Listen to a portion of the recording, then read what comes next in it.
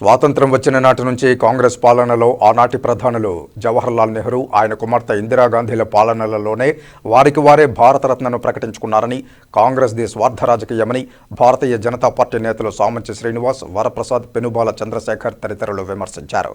Tirupati press క్లబ్లో సోమవారం media సమావేశంలో వీరు మాట్లాడుతూ రాజ్యాంగం రచించిన బిఆర్ అంబేద్కర్ చరిత్రలో నిలిచిపోయే వ్యక్తి అని కొనియాడారు. కానీ కొందరు ఆయన్ని విమర్శించారని, బీజేపీ నేతలను విమర్శించడం సరికాదన్నారు. దేశం మొత్తం కాంగ్రెస్ పార్టీ పాలనలోకి రావడానికి కృషి చేస్తున్నా ఫలితం లేదన్నారు. ఆంధ్రప్రదేశ్లో కాంగ్రెస్ పార్టీ భూస్థాపితమైందన్నారు. పార్లమెంటు వేదికగా అబద్ధాలను చెప్పి ప్రజలను మభ్యపెట్టే ప్రయత్నం చేస్తుంది.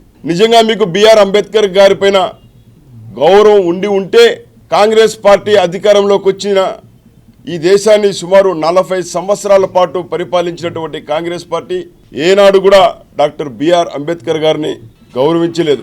భారతరత్న ఎందుకు ఇవ్వలేదని ఇవాళ భారతీయ జనతా పార్టీ కాంగ్రెస్ అధిష్టానాన్ని, ముఖ్యంగా పిల్ల చేష్టలతో పరిణితి చెందని ఆ పార్టీ నాయకుడైన రాహుల్ గాంధీని ఆంధ్రప్రదేశ్ బీజేపీ ప్రశ్నిస్తుంది. 1955లో ఈ దేశ ప్రధానిగా ఉన్నటువంటి కాంగ్రెస్ పార్టీకి చెందిన జవహర్లాల్ నెహ్రూ తనకు తాను భారతరత్న ఇచ్చుకున్నారు. ప్రపంచంలోనే ఆదర్శవంతమైనటువంటి భారత రాజ్యాంగాన్ని రచించి అందించినటువంటి అంబేద్కర్ గారికి ఇవ్వాల్సిన గౌరవాన్ని తనకు తాను భారతరత్న ప్రకటించుకున్నటువంటి పార్టీ కాంగ్రెస్ పార్టీ. అటు తర్వాత 1979లో 1979లో ఇందిరాగాంధీ ప్రధానమంత్రిగా ఉన్నప్పుడు ఆమె తనకు తాను భారతరత్న ఇచ్చుకోవడం జరిగింది.